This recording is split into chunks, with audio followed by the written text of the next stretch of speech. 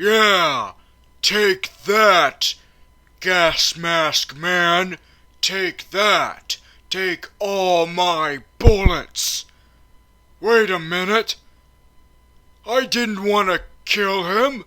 I had no intentions to. Oh no! If I did not want to kill him, but he got killed by me anyway. Yep, I told you to. Oh, god damn it! Fucking shit! Fuck! Cock-sucking fuck shit! I can't believe it! You once again took control of me!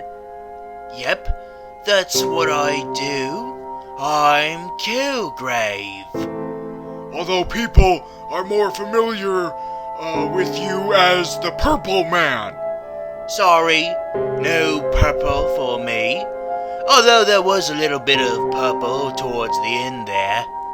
I think people are a little bit confused what we're talking about. Well, of course they know what we're talking about. They just saw the whole show. Did they? Well, if they like to binge watch.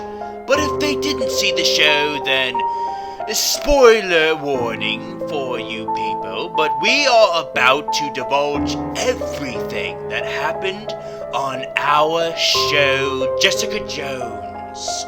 Of course, the Jessica Jones that's on the Netflix. And if you didn't see it, well, too bad. I guess you're gonna have to be spoiled anyway. Oh boy! Oh, we're in for hell right now if I'm gonna have to do this with him! Yep, it's not the super villain vlogs anymore. This is the purple villain vlogs. Or should I say, purple villain vlogs.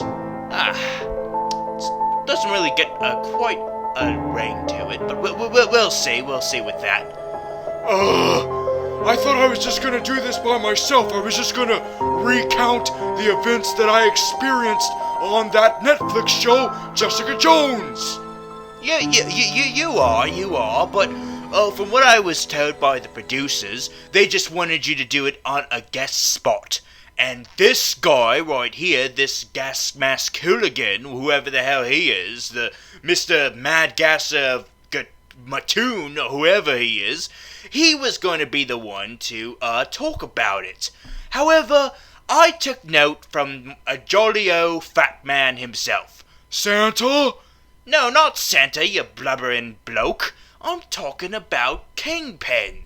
He didn't let Bloodnofsky steal his spotlight, quite literally considering where we are, but yes, he didn't let Bloodnofsky take his credit by talking about him. He talked about it himself, and by doing it, he bludgeoned Bloodnofsky half to death. Now, I decided to take note from the jolly fat man and do it myself, but I needed help. So that's why you're here, since apparently they wanted you to be the one to have the guest spot. Really? Oh, that's such an honor! I am a proud patriot of this country to represent this show! Yeah, whatever. But anyway, but then I realized something. Why didn't they get me to be the representative of this show to talk about on this super villain vlogs or whatever the hell it's called? That's when I realized something. They didn't want me because they were too scared of me. They were afraid that I would take all creative control of the show. Now, of course, they are right. I would do that. However, I thought it would be unfair to steal the spotlight completely from you. What's your name again? Simpson! Will Simpson! Oh yeah, you're Simpson. Da da da da da da da da da da da. Don't you dare give me that bullshit! I had to deal with that all through elementary school and high school and all of my schools and college, okay? I'm really sick of that, okay? This is not fair for anyone whose last name is Simpson. It's stupid. Okay. I'm sorry. I'm sorry. All right. I'll get back to the subject. So anyway, so I decided that instead of killing Bloodnofsky to take over the show all to myself, I decided to instead take a more humane approach to it, and instead kill Bloodnofsky to share the show with you. But I didn't want to kill Bloodnofsky. What are you laughing about? It's just that you were so willing to kill other people on this show that all of a sudden when I make you kill this dumbass bloke, you all of a sudden have a problem? There are people who I'm not willing to kill. And besides, if I'm gonna kill anyone, it should be who I wanna kill. You shouldn't be the one making decisions on who I kill and who I don't. Alright, calm the fuck down, calm down. By the way, isn't it a shame we never got to drop the F-bomb? Yeah, it's all over the comic book, but I guess there's still a line that Marvel can't cross. Yep, and Fox keeps reminding them by making Wolverine say the F-bomb in every movie. But we're getting way off subject now. Let's bring this back to the topic of hand, and that is us talking about Jessica Jones, the TV show. It just had its 4th season released on Netflix, so let's talk about it, eh? Let's talk about both our experiences on it. Instead of this gas mask bloke doing it, we'll do it instead, and we'll do it better than he ever wanted to. Well, I guess I have no choice since you can control me. Yeah, right, alright. Okay, let's talk about the 10 episodes at hand. Yes, 10, no, wait, there's not 10 episodes, there's 11 episodes. Oh yeah, that's right, 11 episodes. Let's talk about the 11 episodes at hand. Alright then, let's do it. You sure there's not 13? I heard somewhere there was 13, but I'm not completely sure. No. I'm 100% certain that there is 11. That not 13, 11. All right? Okay. I guess you're right. 11. I could have sworn it was 13 though. You're wrong. You're bloody ass wrong. It's 11. Wow, why are you really passionate about this being 11? No reason. No reason at all. Let's just get to it then. Let's talk about, let's start with episode 1, shall we? Alright then. Episode 1, our, personal experiences from it. I'm not in this one. Yeah, neither am I. But the lingering memory of me is we start with darling, the beautiful Jessica Jones. She starts out the show with her fantastic voiceover explaining that she's a private investigator who's getting the dirt on assholes such as you and me, except we don't show up yet. Yeah, but you're still kind of in the episode in a way. Yeah, you could say that. I'm in there as a lingering memory of me, as a lingering memory who gets up close to her and reminds her of her horrible experiences she once had. Now, of course, this show does not reveal all of that at once. No, it's very gradual with how it presents itself. Yeah, it's like they don't even make it clear right away that she's a superhero, that she's got superpowers. They make it seem like she's just this investigative reporter and that's it.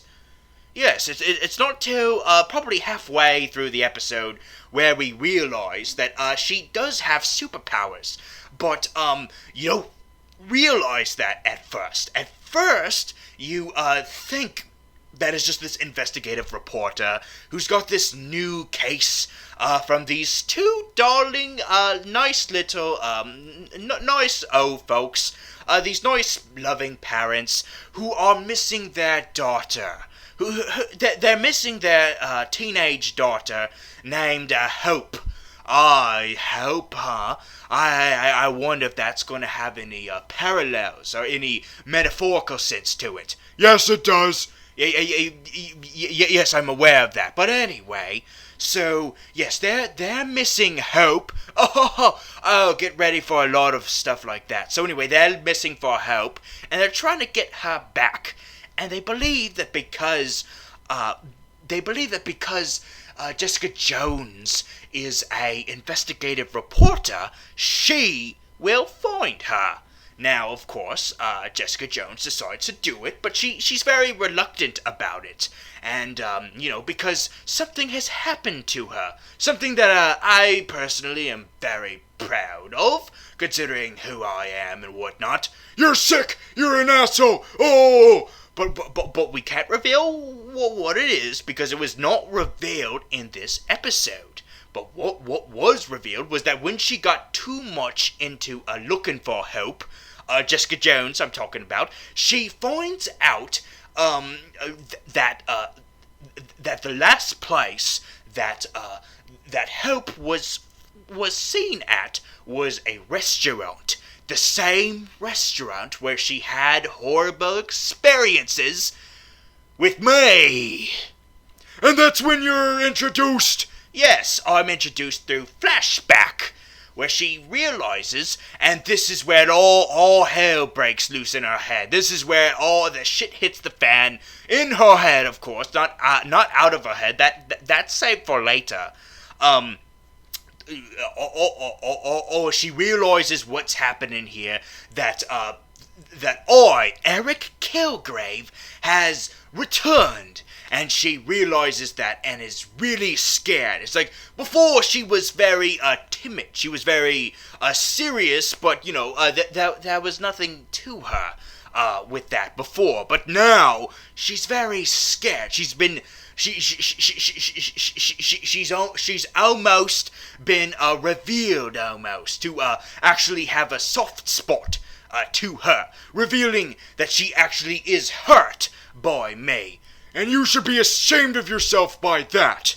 Yeah, I know, but now is where she used to be all tough before, but now that she realizes that this case she's taken could potentially bring her back to me, she realizes that she needs to get the fuck out of there. That's what happens. Now she seems a bit more vulnerable, even though she's not literally vulnerable. But she is vulnerable mentally, so she decides that she wants to get the fuck out of there. So she goes to her friend, the famous Patsy, from the sitcom, which only exists in this universe and is supposed to be a reference to comic book about Patsy, about how she was this teenage. It was basically a teenage sitcom. It was basically a teenage sitcom comic book that was supposed to capitalize off of Archie comic books. So anyway, that was their way of making a reference to that. That before she was Hellcat, she was Patsy. And of course now she's Hellcat in the comic books, so maybe that means she'll become Hellcat anyway. Oh, if she becomes Hellcat, that'd be something else. Oh, yes, but you shouldn't call her Patsy. Her name is Trish. You should respect her. Treat her with respect. Oh, really? Yeah, it's funny that it would be coming from you. Didn't you say we're getting ahead of ourselves? Right. Alright then. So anyway, so she goes to Patsy for help for her to get the fuck out of Hell's Kitchen. Yes, New York. And of course Patsy says no, because she knows that Jessica Jones is strong enough to face me. That's it, Patsy. To tell her to do the wrong thing. Make her do a stupid decision. So she decides to take the case and find Hope. And of course she does. She finds Hope Hope, of course, was my replacement for Jessica. Of course, she never was good as Jessica. Oh, you're disgusting! You're a piece of shit! Now, hold on. I am not technically a perverted asshole fool. I am a metaphor for perverted asshole fools. Alright? Okay. Alright, I'm just a hyperbole of it. No, there's no hyperbole, that's what you are! Okay, fine. But keep in mind, I'm a fictional asshole, okay? So everything that I'm talking about that I'm proud of is fiction, and I'm fictionally being proud of it, okay? Alright then, proceed. Yes. So Jessica Jones decides to take Hope and bring her back to her station where she can be happily reunited with her family. So she does, and so the season is over. It lasted only one episode where Jessica Jones rescued Hope and reunited her with her family. Knowing you, I know there's more to it than that! Oh, that's right. Now I'm remembering. I told Hope to shoot her parents right in the heads. And as Jessica Jones realizes that she's got a gun and she runs down the stairs, she finds out that Hope has murdered her parents. And that is how the episode ends, with her at first wanting to run away, but then realizing, wait a minute, maybe I should do something about this. And that's what gets the ball rolling for the rest of the season. Her giving a shit once more, deciding, let's go on another go around, and let me see if I can face Papa Man again, without actually facing him. Yes, and that's how yes. So, let's move on to the next episode, okay? Alright then. Okay, so it's another no-show for both you and me. Neither of us show up yet. However, in this episode, what happens is that Jessica Jones decides to get her good old friend, what the hell is her name? You mean the lady from Matrix? Yes, the lady from Matrix. What was her name again? Alright, let me see here. I think it was Hogarth. Jerry Hogarth. Oh, yes, Jerry Hogarth. You know, she's a man in the comic books. Oh, really? Kind of weird that they decided to have like the first ever lesbian in the Marvel Cinematic Universe be a character who was originally a man in the comic books. Yeah, that is something to think about, but you know, let's just ignore that elephant in the room, and let's move on over to what she gets Hogarth to do. You see, Hogarth is here to defend Hope for the murder of her parents, because of this,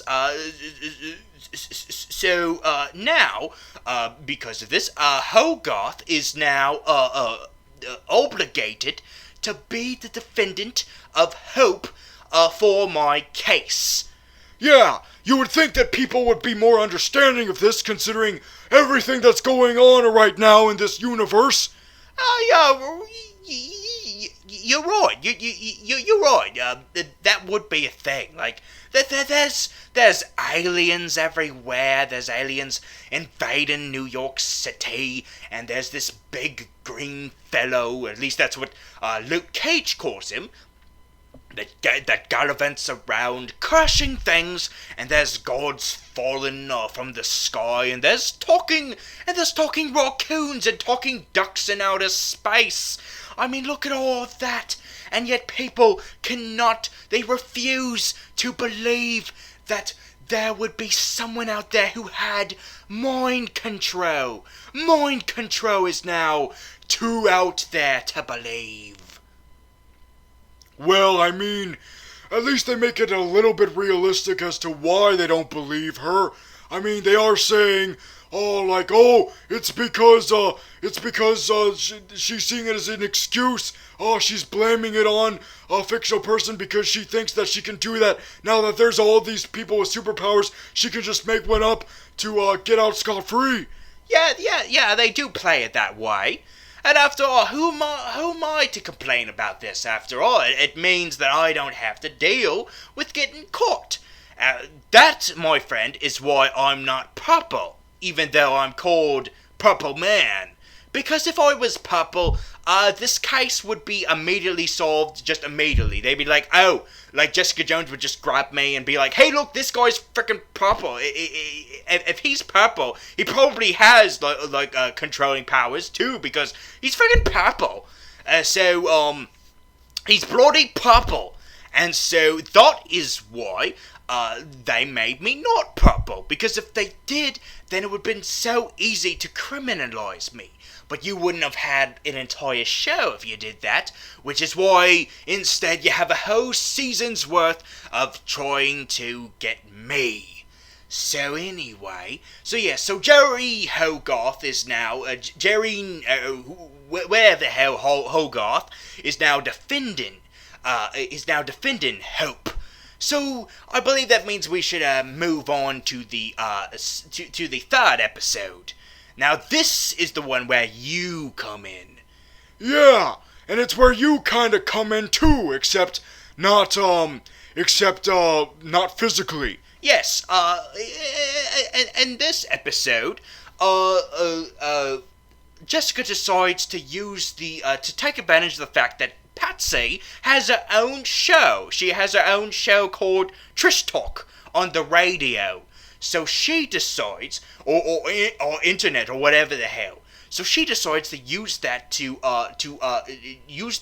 make it affirmative to the entire city that Purple Man is out. Me, essentially. I am out there somewhere. So she makes it apparent, and Trish decides to go overboard and just criticize me, telling me I'm a piece of shit and whatnot. Of course, that's when I decide to put an end to this and call her up and tell her some kind-hearted words, telling her I really don't like being I really don't like this slanderization, you know? The radio should be a time for talking about politics and whatnot, and yet you're just lambasting my sorry ass. That is very unprofessional, Trish. You should try to clean up your act.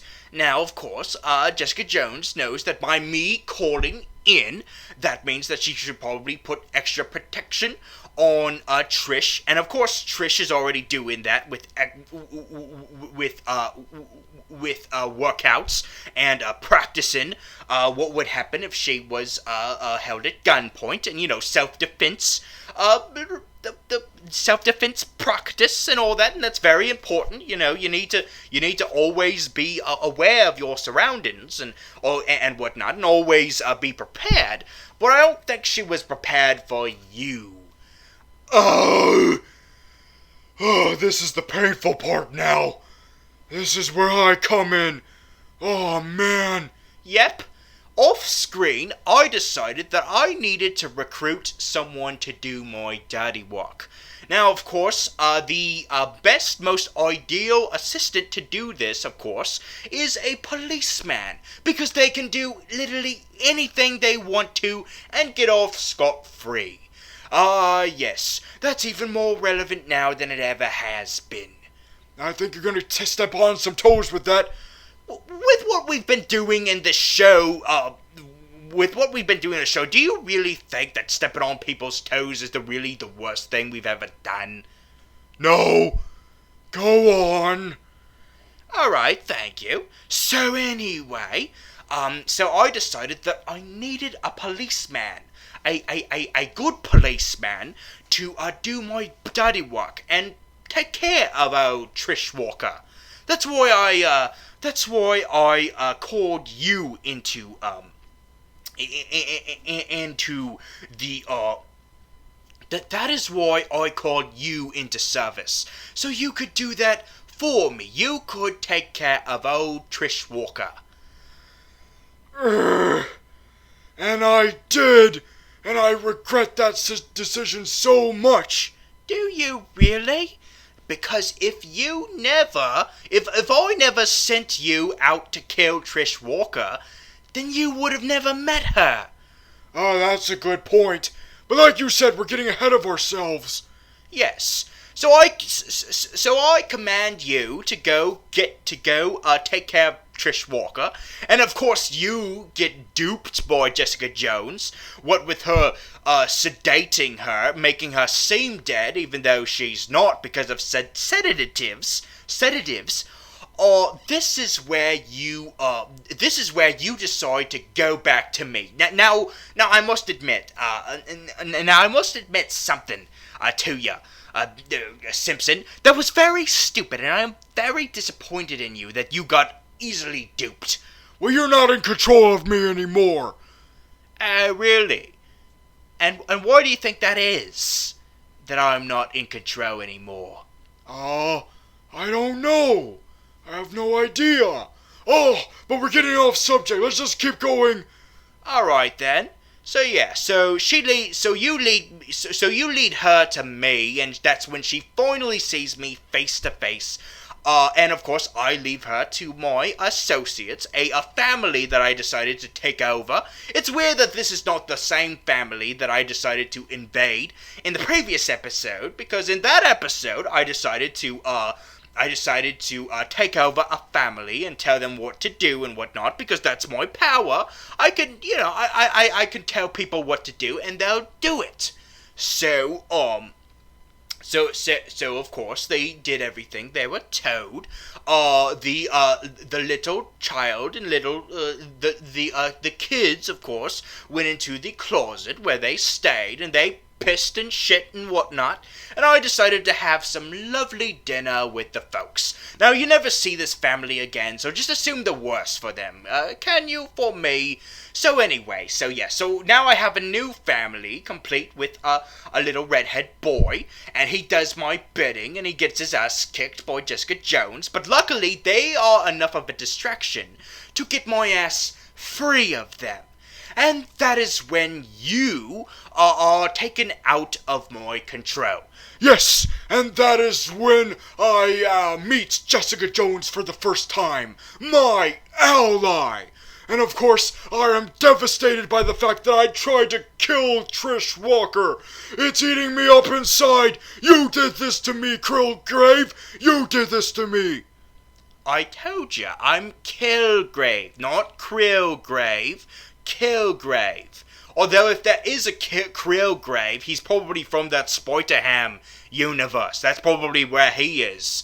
Oh, now I want that copyright now. I want that copyright. Killgrave. So anyway, So I suppose that this is a good enough time to move on to episode 4, shall we? Alright then, fine, we'll do it. Friggin' shit. Oh, luckily you're not in this one too much. Nope. Instead, you're the one who has the honor of being the main attraction of this episode. Yeah, it's all me now. So I'm really apologetic about it. It eats me up inside, and I'm really sad that I did that. It's not your fault. It's of course because I told you to. Of course I know that. Don't try to make me feel better, you fucking piece of shit. Now I must admit, I am not the only piece of shit. After all, Luke Cage argues that there's another piece of shit out there. Yeah, but that's not the one I'm talking about.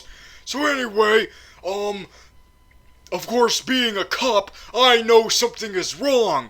I tried to kill Trish Walker, and I know that, and because Jessica Jones tells me that you're the one who controlled me, that means I can't just take this without a fight. I can't stand for this. I can't just let this happen and go on my every which way. I need to get involved. I need to help her. I need to be involved with this.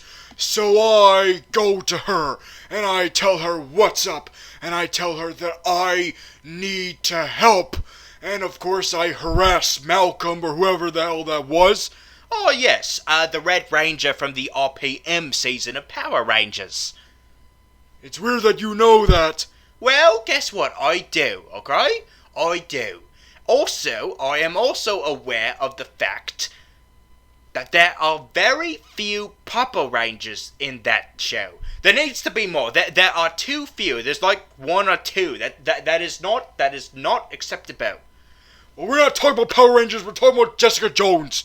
So anyway, so I decide to make it up to Trish Walker, and I tell her about how sorry I am and how I'm gonna make it up to them, and I'm going to kill Killgrave. I'm gonna take care of Killgrave. I'm gonna take care of you. By the way, I just realized something. Why, since you're in I's view, why don't I kill you? Well, there's a very good reason why you won't kill me. But let's save that for the end of the show, shall we? All right, fine. No. So anyway, so I decided to make it up to Trish Walker, and we realized that we have a lot in common. Actually, we actually connect a little bit. Is that why you banged each other? Is that why you had the good old banging? Hey, everyone has sex on this show. Luke Cage and Jessica Jones have anal sex every which way. So why don't I get some action?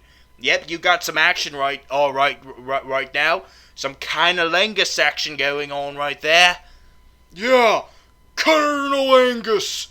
It's for. Do you think the blokes watching this might be offended with what direction we're going right now? Hey, these are the directions the show took.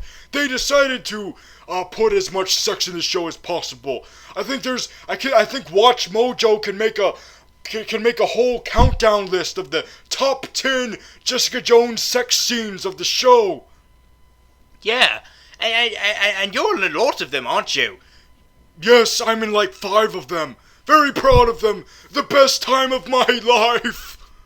Yeah, it's a real shame I didn't get any sex scenes. Well, good, because if you had sex scenes, wouldn't they technically be rape scenes? Oh shit. You got a point there. Whoops. Yes, now shut the hell up. Alright, so, yeah, that's episode 4. Let's move on over to episode 5. Yeah, episode 5. Oh, yes, episode 5. Where Jessica Jones finds out a horrible proof. Because she's had it. She wants to find me and take me in so that she can prove that poor old Hope is innocent in all the matter. So of course she finds out who's been taking pictures of her, because as revealed in episode 3, she finds out that I've been taking the effort in creating art. I've been taking pictures of her. I've been taking pictures of her everywhere. I call it art. Yeah, but it turns out you're not the one doing it. Nope. It turns out that it is Malcolm, the junkie. He's working for me. Yeah, you're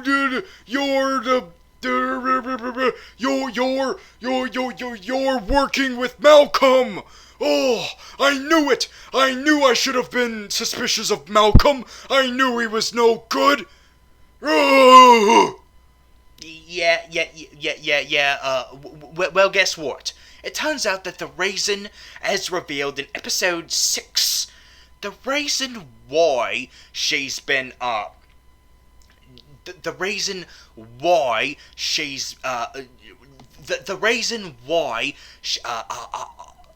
Malcolm has been working for me is because I decided to make him addicted to drugs. Why would you do that?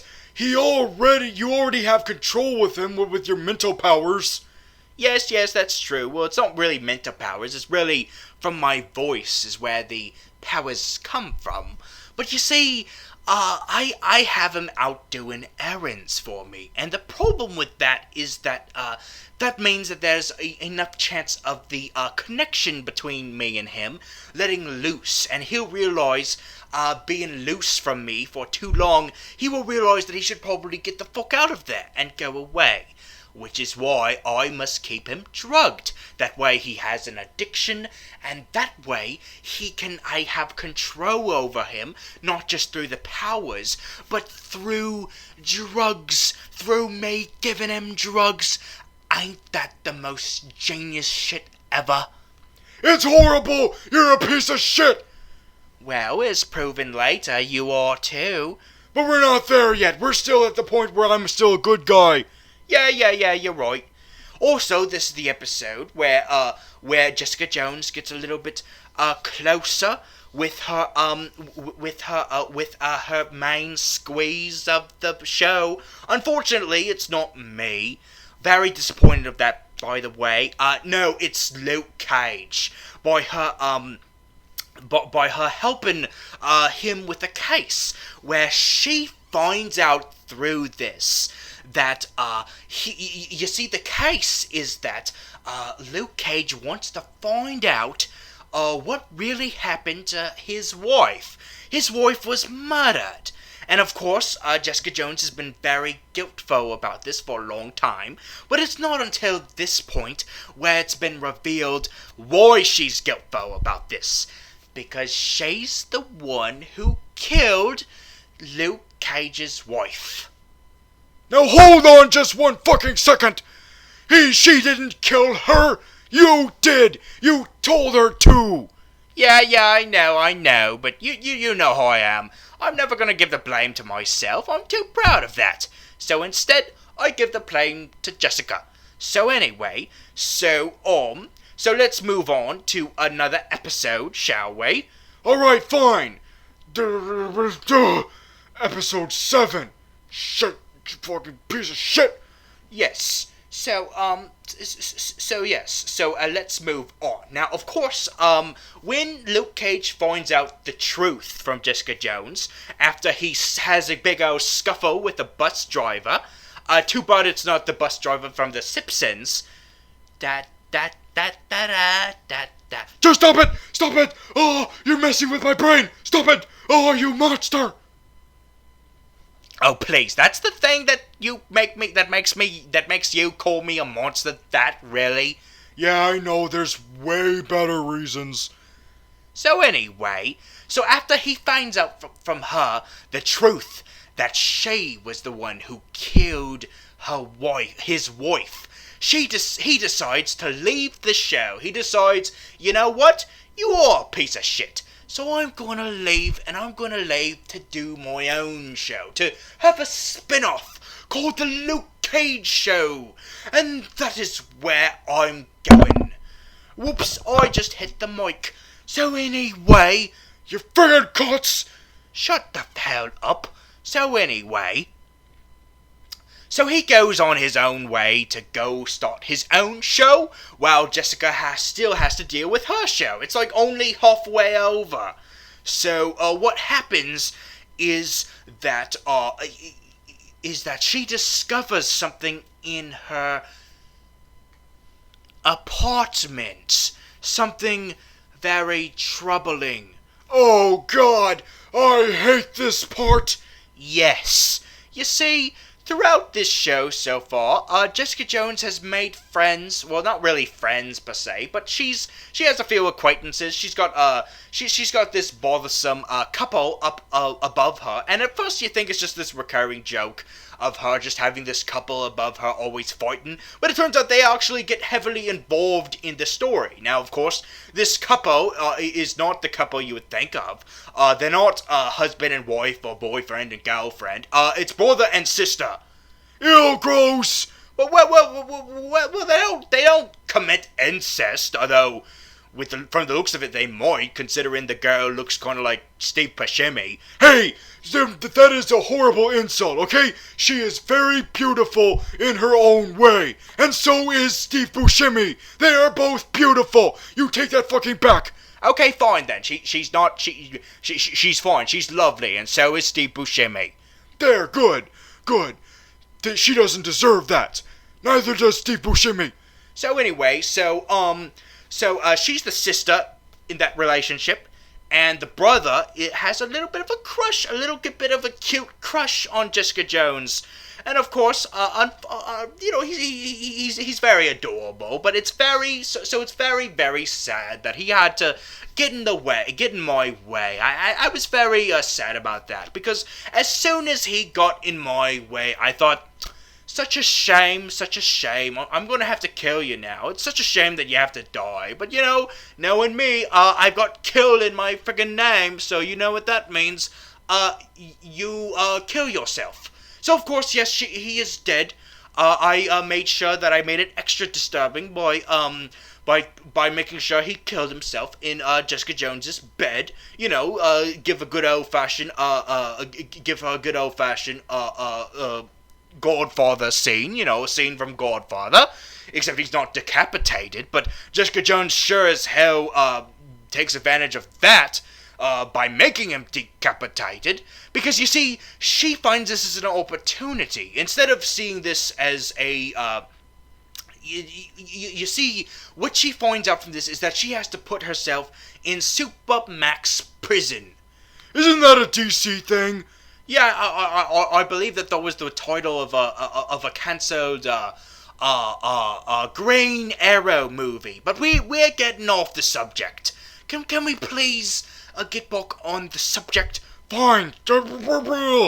So anyway, so she finds this as an opportunity to take the blame for poor old Reuben dying. Yes, the baby-faced man.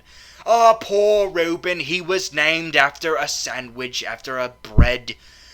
So anyway, so Reuben is dead, of course, and she decides that if she takes the blame for this, that means that she gets to go to prison.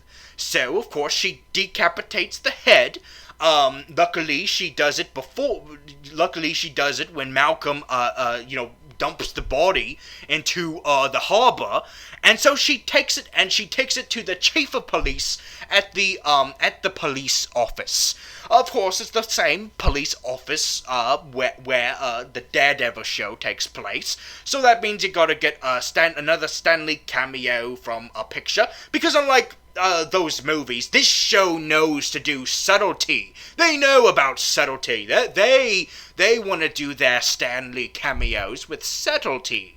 So anyway, of course, Jessica Jones thinks that this is the perfect opportunity for her to finally go to jail, prove herself to the chief of police that she is a horrible monster that needs to be put away so she can protect herself from me. Of course, I cannot let her do this. I can't let her do that. I can't let her put herself in jail. I can't get to her that way. You are sick! You're sick! I hate you! Why don't you die? Oh, please. We're recounting this as caricatures of our real selves. So anyway, what happens next is that I decide, you know what, she shouldn't do this. I'm going to put a stop to this by making sure that every single cop has a bloody gun pointed at them. Yes. Yes, I make a party out of it. I decide, you know what?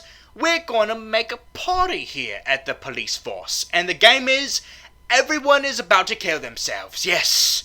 So, of course, I get the police chief involved, and I get a good old gun pointed to him. And this is where I finally get the chance, to be reunited with Jessica Jones. And this is where I profess my love for her, where I tell her, Jessie, I realize something. You're different from the other ones. I love you. Oh, I wanna vomit! Oh, God, Jesus Christ! Oh, that's disgusting! Oh, I got it. I hope she says no! She did. Yay! Please. Yeah, She said no. She just said no on my face. Of course, of course she's playing hard to get. Of course. Now, I understand that it's hard for her to believe, but yes, I actually felt something for her. I actually felt something. And of course, we have a flashback to when we first met, back when she, decided to be a superhero and, save people. Unfortunately, it's not exactly the way it was in the comic books, where it was complete with an outfit, a jewel-encrusted outfit.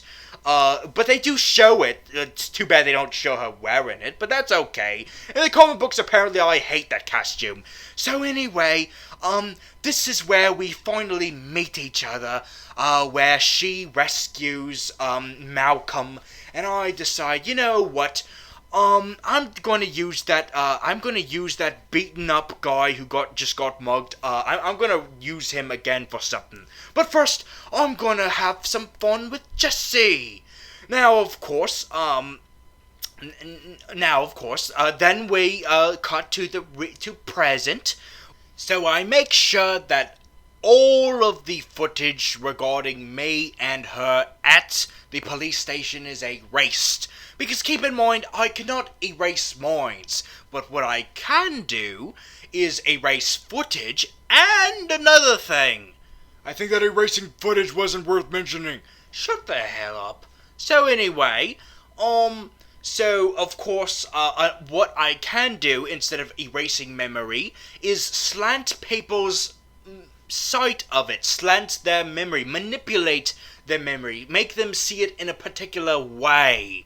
So I can't control what they're remembering, but what I can do is control the way they remember it. So I control them to remember it as a hokey-pokey joke. Just a fun old joke that Jessica Jones played, and they all laugh it off.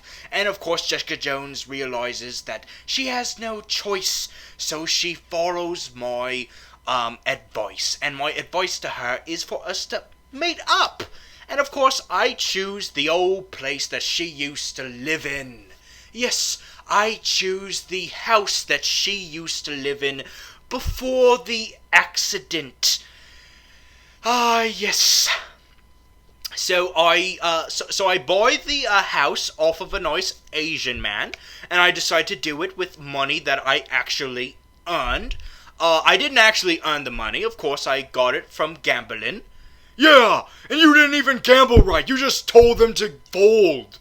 Yes, of course I would do that. I'm the purple man. You'd do that too if you were in that situation. I wouldn't, because I uphold the law. Oh, really? Oh, never mind.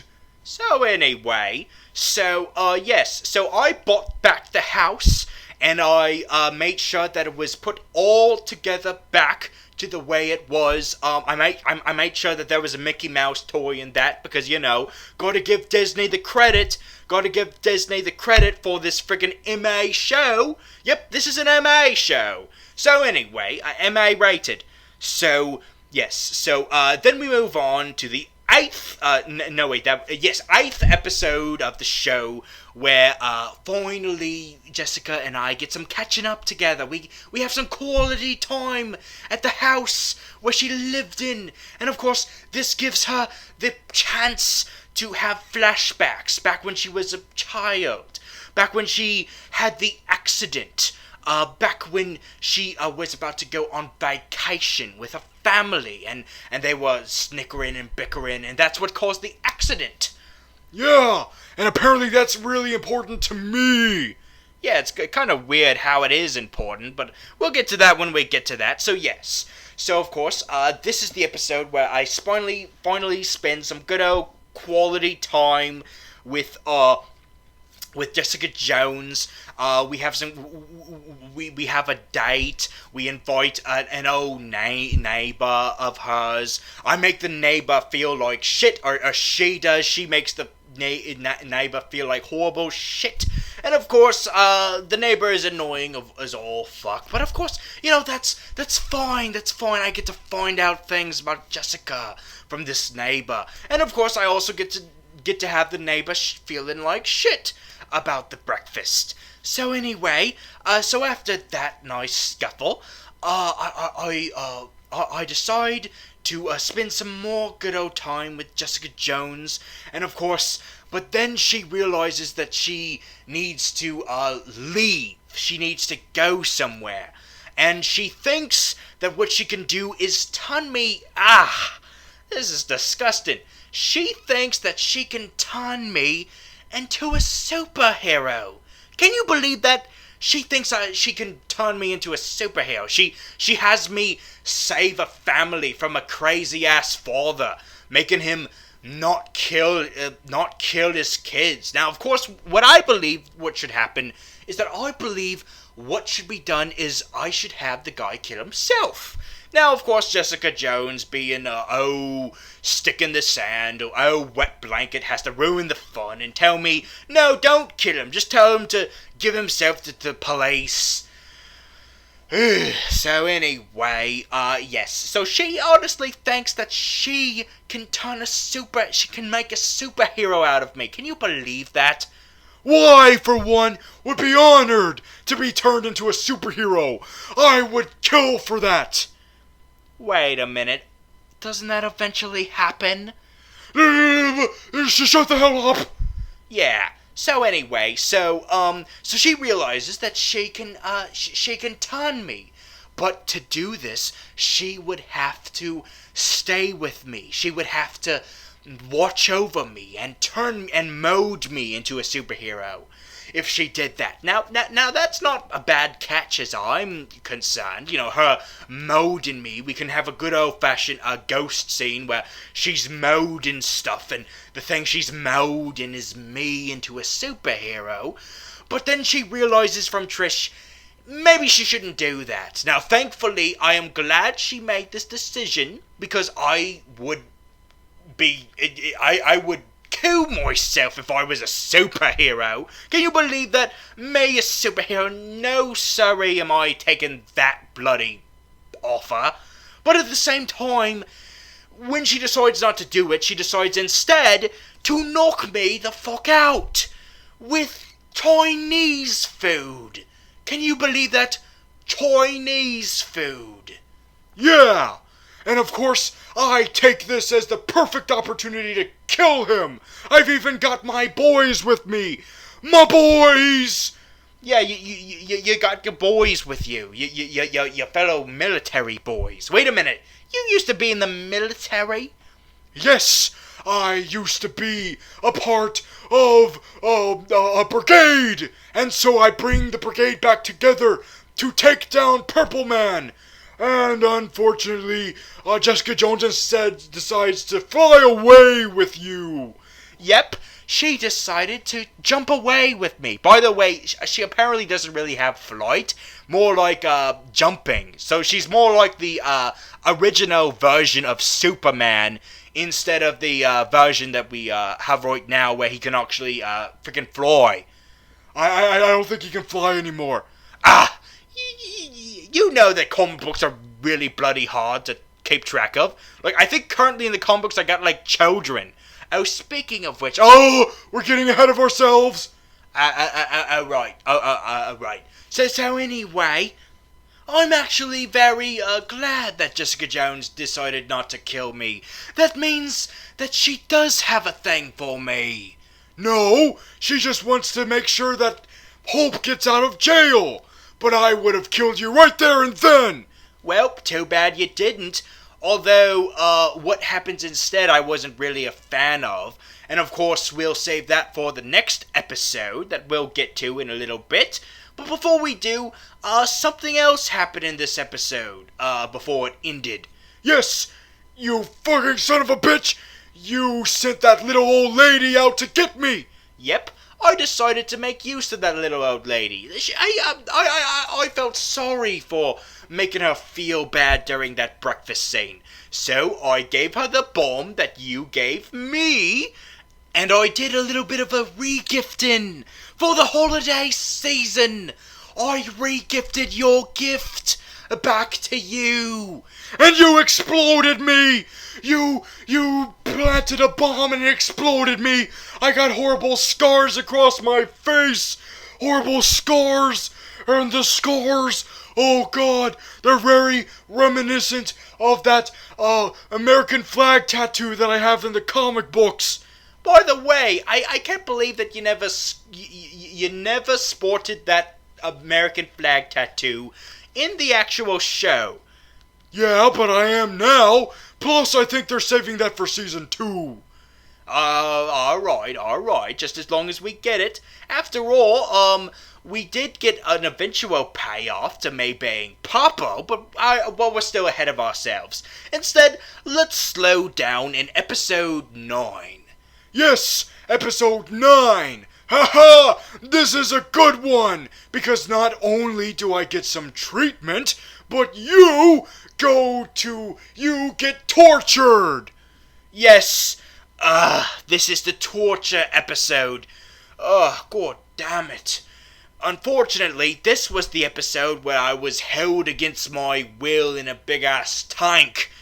Can you believe that? Can you believe that Jessica Jones had the nerve to treat me like a fish? She treated me like a frog, or a lizard, or a hedgehog, and put me in an aquarium.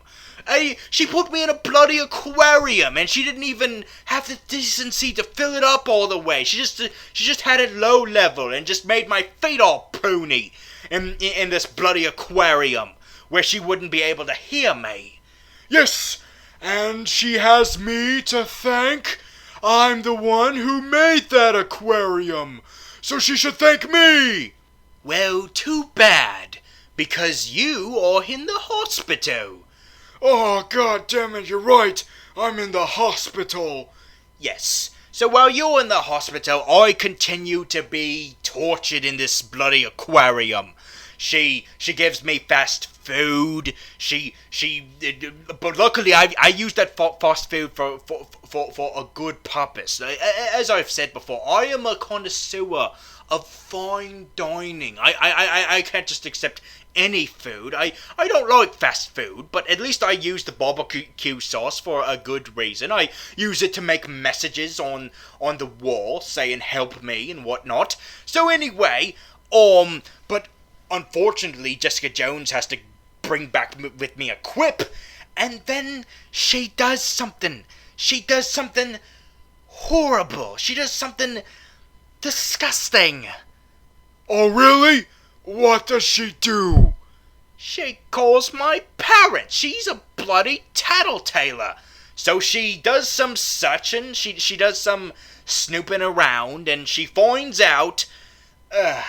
well, first of all, she finds out that the reason why I had to kill Luke Cage's wife was because Luke Cage's wife had a jump drive. A jump drive that held my secret origins.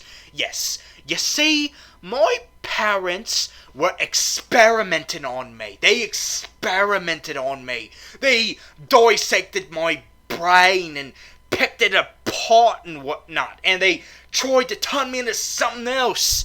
And of course they succeeded. When I was a child, they succeeded and I took control of them. Yeah, but they did it to save you. They did it because you had a brain disease. And this is how you thank them? By turning them into slaves? Now hold on. From my point of view, they were the assholes. They dissected me. They treated me like shit, like a blubbery rot. Of course I defended myself. I guess it's a matter of point of view. From your perspective as a little boy, you thought they were monsters. But from their perspective, you were the monster, which is why they try to run away from you. Yep, but apparently they decided to come back. They decided to come back to me and hang out with people. Because you see, apparently Jessica Jones decided to hold together an anonymous mating of people who all were former victims of me, who all had to deal with me. And she put them all together so they can talk about their problems. And of course, one of them turned out to be my mum. So Jessica Jones went to my mother and my father, and they brought her to me. Yes, they decided to bring them to me. And of course, they put them in the tank with me, in the bloody aquarium. So now they're fish too. Oh no! That's horrible! Doesn't she know that you could easily kill them? I hope you don't kill them!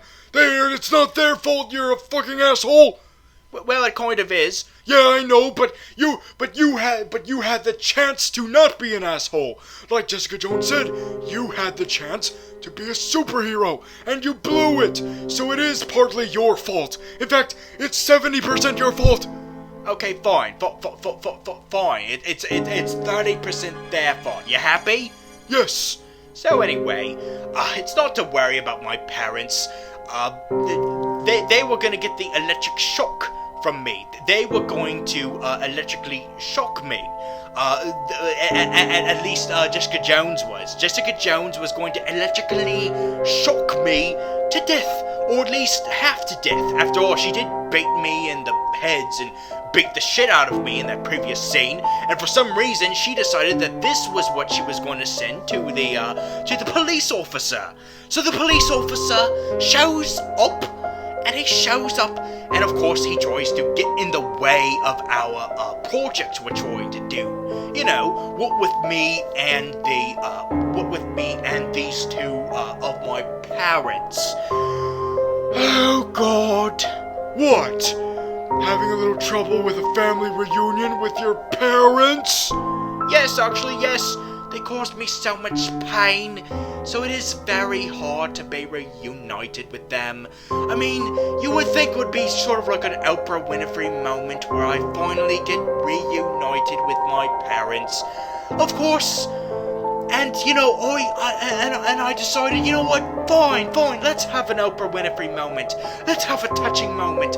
Fine, I'll embrace me, Mom. I'll hug me, Mom. Alright, Mom, there it is.